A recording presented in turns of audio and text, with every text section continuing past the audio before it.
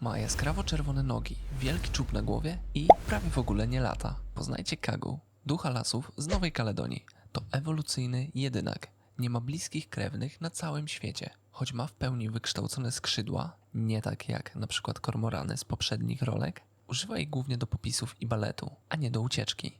Jeśli myślisz, że ptaki tylko ćwierkają, posłuchaj tego. Kagu rano wydaje dźwięki, które brzmią jak szczekanie psa.